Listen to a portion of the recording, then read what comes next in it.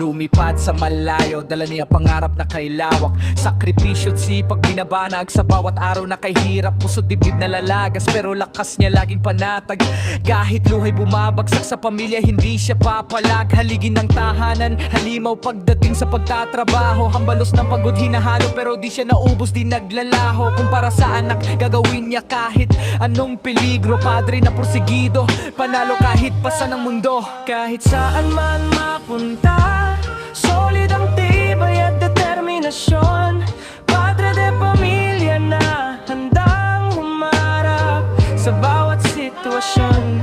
OFW na matatag, kahit minsan bumibitaw ang emosyon. Pag-ibig niya sa pamilya, yun ang tunay na revolusyon.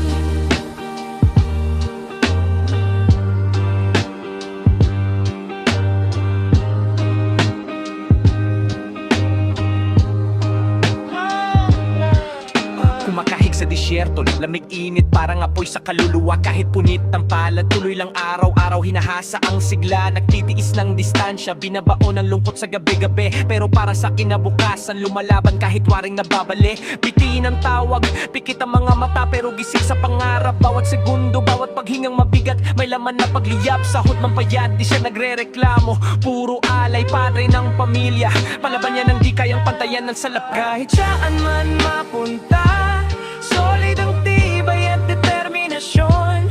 Padre de pamilya na handang humarap sa bawat sitwasyon.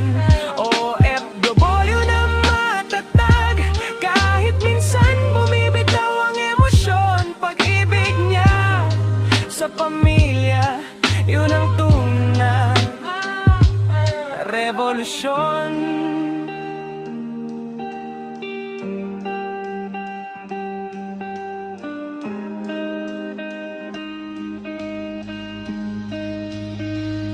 Pag-uwi niya sa Pinas, sabog ang saya, parang pista sa baryo. Pagdakma ng mga anak, natutunaw ang sakit na tinago. Lahat ng puyat, pagod pangungulila, biglang nawawala sa yakap ng pamilya. Doon bumabalik ang lakas niya, bayani pero tahimik. Hindi kailanman nagyayabang, trabaho lang ang kalaban. Pero puso niya'y di mapapabilang. O ibidodolyo na tunay, haligin ang buong pangarap nila.